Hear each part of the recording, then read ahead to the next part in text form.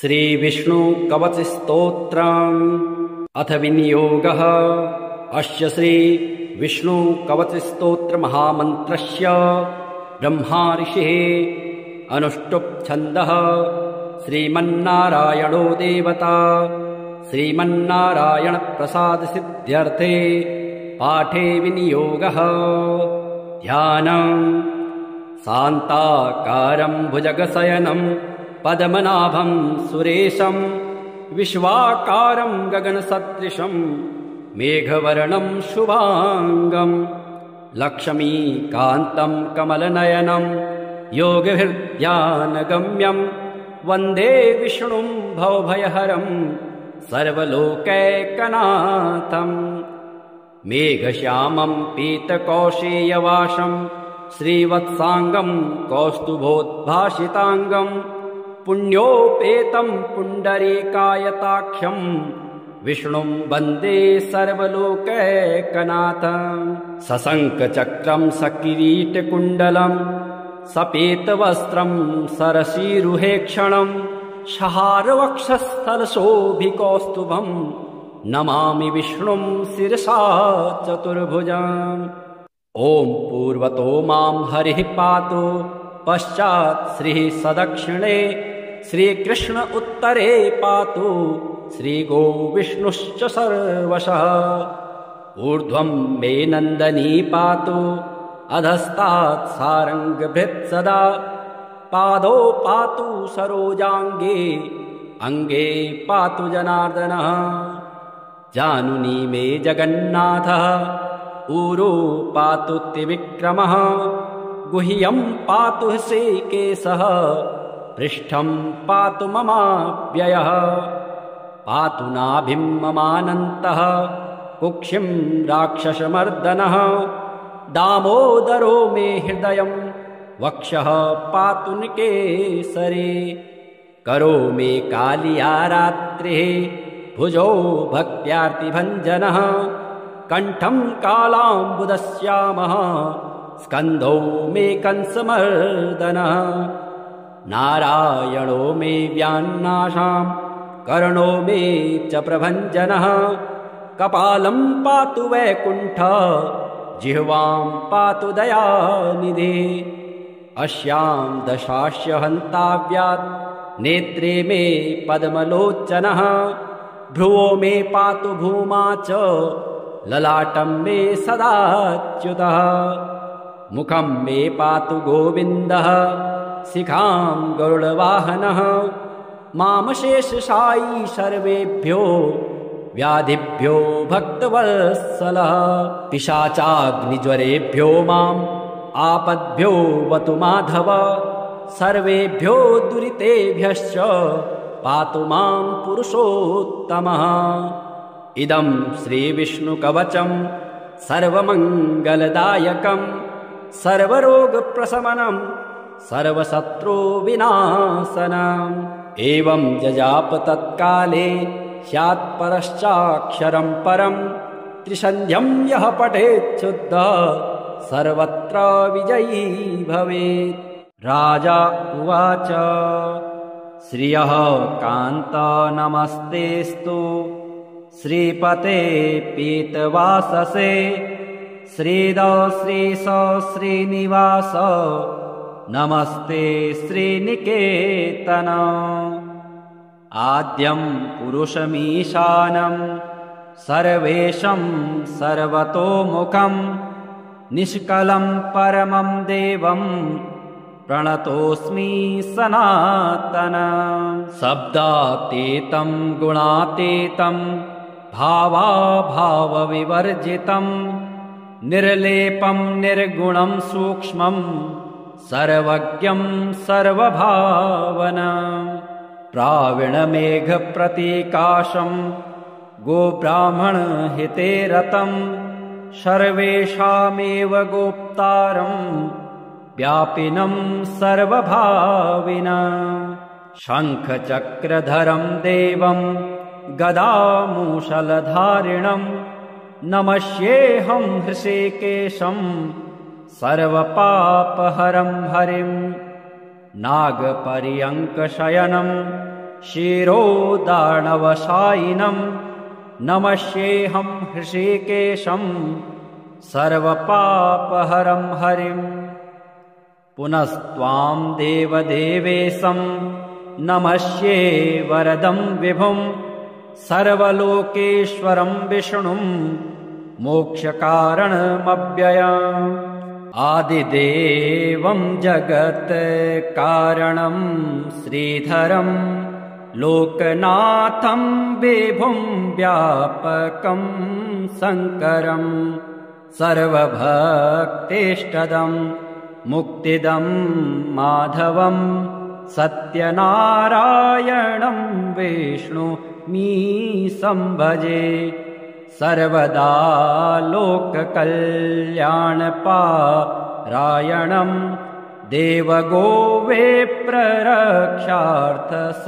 देवगोविप्ररक्षार्थसद्विग्रहं दीनहीनात्मभक्ताश्रयं सुन्दरं सत्यनारायणं विष्णुमी संभजे दक्षिणे यस्य गङ्गा शुभा शोभते राजते सारमायस्य वामे सदा यः प्रसन्नाननो भाति भव्यच्युतं सत्यनारायणं विष्णुमी संभजे सङ्कटे सङ्गरे यं जनः सर्वदा स्वात्मभिनाशनाय स्मरेत् पीडितः पूर्णकृत्यो भवेत् यत्प्रसादाच्यतं सत्यनारायणं विष्णुमी संभजे वाञ्छितं दुर्लभं यो ददाति प्रभुः साधवे स्वात्मभक्ताय भक्तिप्रियः सर्वभूताश्रयं तं हि विश्वम्भरं सत्यनारायणं विष्णुमी संभजे ब्राह्मणः साधु वैश्यश्चतुङ्गध्वजो ये भवन् विश्रुता यस्य भक्त्यामरा लीलया यस्य विश्वं ततं तं विभुं सत्यनारायणं विष्णुमी संभजे येन चाब्रह्मबालतृणं धार्यते सृज्यते पाल्यते सर्वमेतज्जगत् भक्तभावप्रियं श्रीदयासागरं सत्यनारायणं विष्णुमी संभजे सर्वकामप्रदं सर्वदा सत्प्रियं वन्दितं देवविन्दत् मुनीन्द्रार्चितं पुत्रपौत्रादिसर्वेष्टदं शाश्वतं सत्यनारायणं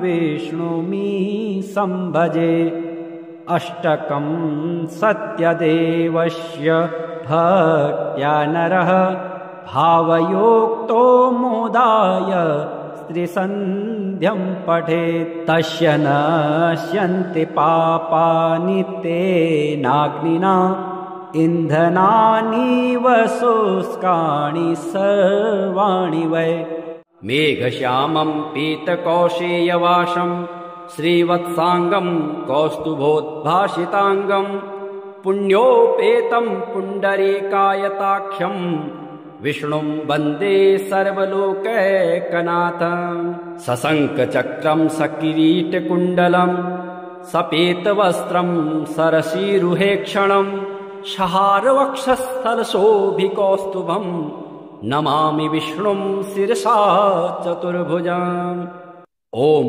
पूर्वतो मां हरिः पातु पश्चात् श्रीः सदक्षिणे श्रीकृष्ण उत्तरे पातु श्रीगोविष्णुश्च सर्वशः ऊर्ध्वं मे नन्दनी पातु अधस्तात् सारङ्गभृत् सदा पादौ पातु सरोजाङ्गे, अङ्गे पातु जनार्दनः। जानुनी मे जगन्नाथः, ऊरो पातु त्रिविक्रमः। गुह्यं पातु ऋषिकेशः, पृष्ठं पातु ममाव्ययः। पातु नाभिं ममानन्तः, कुक्षिं राक्षसमर्दनः। दामोदरो मे हृदयं, वक्षः पातु निकेसरे। करो मे कालिया रात्रिः, भुजौ भक्त्यार्तिभञ्जनः। कण्ठं कालाम्बुदश्यामः, स्कन्धौ मे कंसमर्दनः। नारायणो मे व्यान्नाशां, कर्णो मे च प्रभञ्जनः। कपालं पातु वैकुण्ठः, जिह्वां पातु दयानिधे। अस्यां दशास्य हन्ताव्यात्, नेत्रे मे पद्मलोचनः। भ्रुवो मे पातु भूमा च, ललाटं मे सदाच्युतः। मुखं मे पातु गोविन्दः, शिखां गरुडवाहनः। मामशेषशायी सर्वेभ्यो, व्याधिभ्यो भक्तवत्सलः। पिशाचाग्निज्वरेभ्यो माम्, आपद्भ्यो वतु माधव। सर्वेभ्यो दुरितेभ्यश्च, पातु मां पुरुषोत्तमः। इदं श्रीविष्णुकवचं, सर्वमङ्गलदायकं। सर्वरोगप्रशमनं, सर्वशत्रुविनाशनम्। एवं जजाप तत्काले, स्यात् परश्चाक्षरं परम्। त्रिसन्ध्यं यः पठेत् शुद्धः, सर्वत्र विजयी भवेत्। राजा उवाच श्रियः कान्त नमस्तेस्तु, श्रीपते पीतवाससे। श्रीद श्रीश श्रीनिवास, नमस्ते श्रीनिकेतन। आद्यं पुरुषमीशानं, सर्वेशं सर्वतोमुखं। निष्कलं परमं देवं, प्रणतोऽस्मि सनातनं। शब्दातीतं गुणातीतं, भावाभावविवर्जितं। निर्लेपं निर्गुणं सूक्ष्मं, सर्वज्ञं सर्वभावनं। प्राविणमेघप्रतीकाशं, गोब्राह्मणहिते रतं। सर्वेषामेव गोप्तारं, व्यापिनं सर्वभाविनं। शङ्खचक्रधरं देवं, गदामूषलधारिणं। नमस्येऽहं हृषीकेशं, सर्वपापहरं हरिं। नागपर्यङ्कशयनं, शिरोदानवशायिनं। नमस्येऽहं हृषीकेशं, सर्वपापहरं हरिं। पुनस्त्वां देवदेवेशं, नमस्ये वरदं विभुं। सर्वलोकेश्वरं विष्णुं, मोक्षकारणमव्ययम्। आदिदेवं जगत्कारणं, श्रीधरं लोकनाथं विभुं। व्यापकं शङ्करं, सर्वभक्तेष्टदं। मुक्तिदं माधवं, सत्यनारायणं विष्णुमीशं भजे। सर्वदा लोककल्याणपारायणं, देवगोविप्ररक्षार्थसद्विग्रहं। दीनहीनात्मभक्ताश्रयं सुन्दरं, सत्यनारायणं विष्णुमीशं भजे। दक्षिणे यस्य गङ्गा शुभा शोभते, राजते सारमायस्य वामे सदा। यः प्रसन्नाननो भाति भव्यश्च तं, सत्यनारायणं विष्णुमीशं भजे। संकटे संगरे यं जनः सर्वदा स्वात्मभिनाशनाय स्मरेत् पीडितः पूर्णकृत्यो भवेत् यत्प्रसादाच्यतं सत्यनारायणं विष्णुमी संभजे वाञ्छितं दुर्लभं यो ददाति प्रभो साधवे स्वात्मभक्ताय भक्तिप्रियः सर्वभूताश्रयं तं हि विश्वम्भरं सत्यनारायणं विष्णुमी संभजे ब्राह्मणः साधु वैश्य चतुङ्गध्वजो ये भवन् विश्रुता यस्य भक्त्यामरा लीलया यस्य विश्वं ततं तं विभुं सत्यनारायणं विष्णुमी संभजे येन चाब्रह्मबालतृणं धार्यते सृज्यते पाल्यते सर्वमेतज्जगत् भक्तभावप्रियं श्रीदयासागरं सत्यनारायणं विष्णुमी संभजे सर्वकामप्रदं सर्वदा सत्प्रियं वन्दितं देवविन्दत् मुनीन्द्रार्चितां पुत्रपौत्रादिसर्वेष्टदं शाश्वतं सत्यनारायणं विष्णुमी संभजे अष्टकं सत्यदेवस्य भक्त्या नरः भावयोक्तो मोदाय स्त्रीसन्ध्यं पठेत् तस्य नश्यन्ति पापानि तेनाग्निना इन्धनानीव शुष्काणि सर्वाणि वै मेघश्यामं पीतकौशेयवासं श्रीवत्साङ्गं कौस्तुभोद्भासिताङ्गं पुण्योपेतं पुण्डरीकायताख्यं विष्णुं वन्दे सर्वलोकैकनाथं सशङ्खचक्रं सकिरीटकुण्डलं सपेतवस्त्रं सरसीरुहेक्षणं शहारवक्षस्थलशोभिकौस्तुभं नमामि विष्णुं शिरसा चतुर्भुजम् ॐ पूर्वतो मां हरिः पातु पश्चात् श्रीः सदक्षिणे श्रीकृष्ण उत्तरे पातु श्रीगो विष्णुश्च सर्वशः ऊर्ध्वं मे नन्दनी पातु अधस्तात् सारङ्गभृत् सदा पादौ पातु सरोजाङ्गे अङ्गे पातु जनार्दनः जानुनी मे जगन्नाथः ऊरो पातु त्रिविक्रमः गुह्यं पातु श्रीकेशः पृष्ठं पातु ममाव्ययः पातु नाभिं ममानन्तः कुक्षिं राक्षसमर्दनः दामोदरो मे हृदयं वक्षः पातु निकेसरे करो मे कालिया रात्रिः भुजौ भक्त्यार्तिभञ्जनः कण्ठं कालाम्बुदश्यामः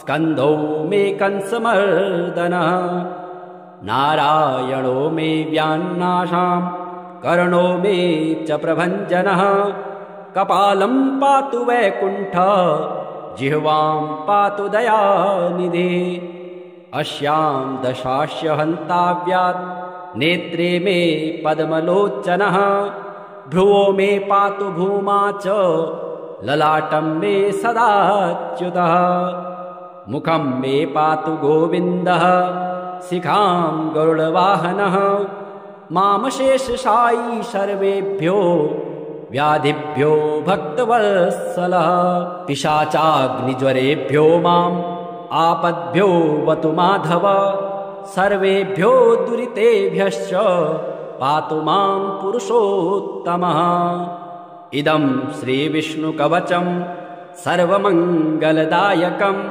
सर्वरोगप्रशमनम् सर्वशत्रुविनाशनम्। एवं जजाप तत्काले स्यात् परश्चाक्षरं परम्। त्रिसन्ध्यं यः पठेत् शुद्धः सर्वत्र विजयी भवेत्। राजा उवाच श्रियः कान्त नमस्तेस्तु श्रीपते पीतवाससे। श्रीद श्रीश श्रीनिवास नमस्ते श्रीनिकेतन। आद्यं पुरुषमीशानं सर्वेशं सर्वतोमुखं। निष्कलं परमं देवं प्रणतोऽस्मि सनातनं। शब्दातीतं गुणातीतं भावाभावविवर्जितं। निर्लेपं निर्गुणं सूक्ष्मं सर्वज्ञं सर्वभावनं। प्रावीणमेघप्रतीकाशं गोब्राह्मणहिते रतं। सर्वेषामेव गोप्तारं व्यापिनं सर्वभाविनं। शङ्खचक्रधरं देवं गदामूषलधारिणं। नमस्येऽहं हृषीकेशं सर्वपापहरं हरिं। नागपर्यङ्कशयनं शिरोदार्णवशायिनं। नमस्येऽहं हृषीकेशं सर्वपापहरं हरिम्। पुनस्त्वां देवदेवेशं नमस्ये वरदं विभुं। सर्वलोकेश्वरं विष्णुं मोक्षकारणमव्ययम्। आदिदेवं जगत्कारणं श्रीधरं लोकनाथं विभुं व्यापकं शङ्करं। सर्वभक्तेष्टदं मुक्तिदं माधवं। सत्यनारायणं विष्णुमीशं भजे। सर्वदा लोककल्याणपारायणं देवगोविप्ररक्षार्थसद्विग्रहं। दीनहीनात्मभक्ताश्रयं सुन्दरं। सत्यनारायणं विष्णुमीशं भजे। दक्षिणे यस्य गङ्गा शुभा शोभते। राजते सारमायस्य वामे सदा। यः प्रसन्नाननो भाति भव्यच्युतं। सत्यनारायणं विष्णुमीशं भजे। सङ्कटे सङ्गरे यं जनः सर्वदा स्वात्मभिनाशनाय स्मरेत् पीडितः। पूर्णकृत्यो भवेत् यत्प्रसादाच्यतं। सत्यनारायणं विष्णुमीशं भजे। वाञ्छितं दुर्लभं यो ददाति प्रभो। साधवे स्वात्मभक्ताय भक्तिप्रियः। सर्वभूताश्रयं तं हि विश्वम्भरं। सत्यनारायणं विष्णुमीशं भजे। ब्राह्मणः साधु वैश्यश्चतुङ्गध्वजो। ये भवन् विश्रुतायस्य भक्त्यामरा। लीलया यस्य विश्वं ततं तं विभुं। सत्यनारायणं विष्णुमीशं भजे। येन चाब्रह्मबालतृणं धार्यते। सृज्यते पाल्यते सर्वमेतज्जगत्। भक्तभावप्रियं श्रीदयासागरं। सत्यनारायणं विष्णुमीशं भजे। सर्वकामप्रदं सर्वदा सत्प्रियं वन्दितं देवविन्दैर् मुनीन्द्रार्चितां पुत्रपौत्रादिसर्वेष्टदं शाश्वतं सत्यनारायणं विष्णुमि संभजे। अष्टकं सत्यदेवस्य भक्त्या नरः भावयोक्तो मोदाय त्रिसन्ध्यं पठेत् तस्य नश्यन्ति पापानि तेनाग्निना इन्धनानीव शुष्काणि सर्वाणि वै। मेघश्यामं पीतकौशेयवासं श्रीवत्साङ्गं कौस्तुभोद्भासिताङ्गं पुण्योपेतं पुण्डरीकायताख्यं विष्णुं वन्दे सर्वलोकैकनाथं। सशङ्खचक्रं सकिरीटकुण्डलं सपेतवस्त्रं सरसीरुहेक्षणं शहारवक्षस्थलशोभिकौस्तुभं नमामि विष्णुं शिरसा चतुर्भुजाम्। ॐ पूर्वतो मां हरिः पातु पश्चात् श्रीः सदक्षिणे श्रीकृष्ण उत्तरे पातु श्रीगो विष्णुश्च सर्वशः। ऊर्ध्वं मे नन्दनी पातु अधस्तात् सारङ्गभृत् सदा पादौ पातु सरोजाङ्गे अङ्गे पातु जनार्दनः। जानुनी मे जगन्नाथः ऊरो पातु त्रिविक्रमः गुह्यं पातु श्रीकेशः पृष्ठं पातु ममाव्ययः। पातु नाभिं ममानन्तः कुक्षिं राक्षसमर्दनः दामोदरो मे हृदयं वक्षः पातु निकेसरे। करो मे कालिया रात्रिः भुजो भक्त्यार्तिभञ्जनः कण्ठं कालाम्बुदश्यामः स्कन्धौ मे कंसमर्दनः। नारायणो मे व्यान्नाशां कर्णो मे च प्रभञ्जनः कपालं पातु वैकुण्ठः जिह्वां पातु दयानिधे। अस्यां दशास्य हन्ताव्यात् नेत्रे मे पद्मलोचनः भ्रुवो मे पातु भूमा च ललाटं मे सदाच्युतः। मुखं मे पातु गोविन्दः शिखां गरुडवाहनः मामशेषशायी सर्वेभ्यो व्याधिभ्यो भक्तवत्सलः। पिशाचाग्निज्वरेभ्यो माम् आपद्भ्यो वतु माधव सर्वेभ्यो दुरितेभ्यश्च पातु मां पुरुषोत्तमः। इदं श्रीविष्णुकवचं सर्वमङ्गलदायकं सर्वरोगप्रशमनं सर्वशत्रुविनाशनम्। एवं जजाप तत्काले स्यात् परश्चाक्षरं परं त्रिसन्ध्यं यः पठेत् शुद्धः सर्वत्र विजयी भवेत्। राजा उवाच श्रियः कान्त नमस्तेस्तु श्रीपते पीतवाससे श्रीद श्रीश श्रीनिवास नमस्ते श्रीनिकेतन। आद्यं पुरुषमीशानं सर्वेशं सर्वतोमुखं निष्कलं परमं देवं प्रणतोऽस्मि सनातनं। शब्दातीतं गुणातीतं भावाभावविवर्जितं निर्लेपं निर्गुणं सूक्ष्मं सर्वज्ञं सर्वभावनं। प्राविणमेघप्रतीकाशं गोब्राह्मणहिते रतं सर्वेषामेव गोप्तारं व्यापिनं सर्वभाविनं। शङ्खचक्रधरं देवं गदामूषलधारिणं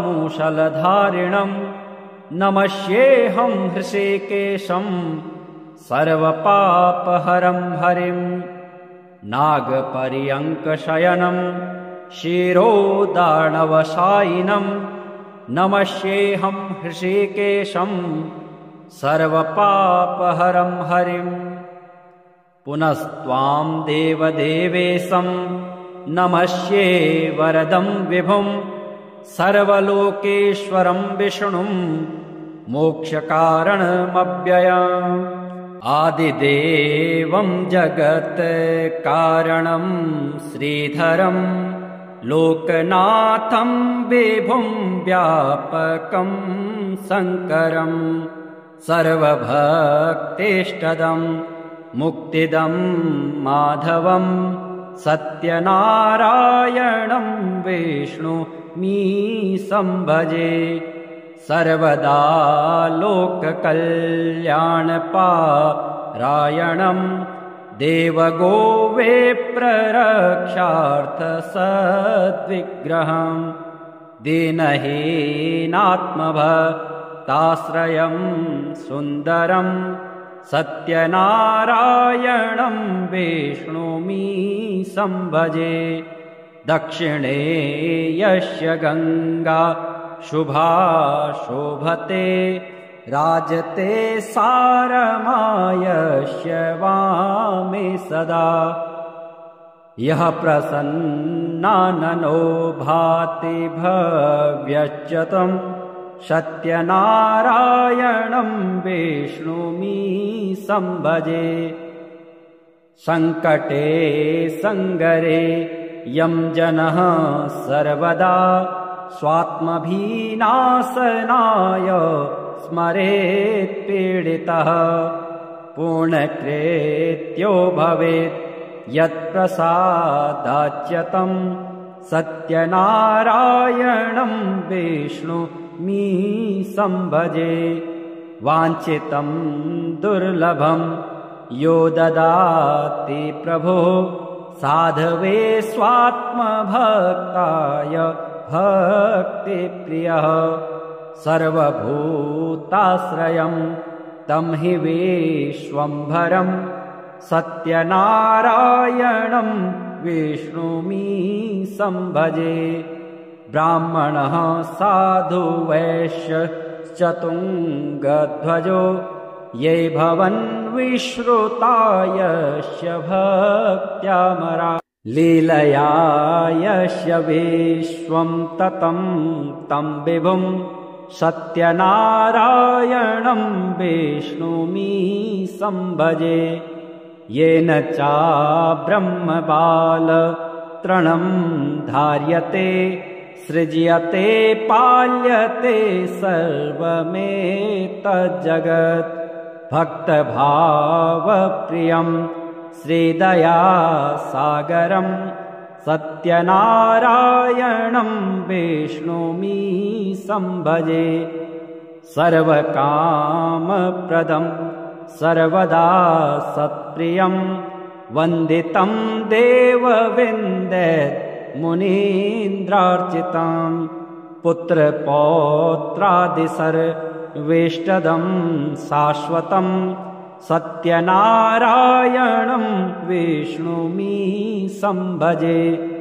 अष्टकं सत्यदेवस्य भक्त्या नरः भावयोक्तो मोदाय स्त्रीसन्ध्यं पठेत्। तस्य नश्यन्ति पापानि तेनाग्निना इन्धनानि शुष्कानि सर्वाणि वै।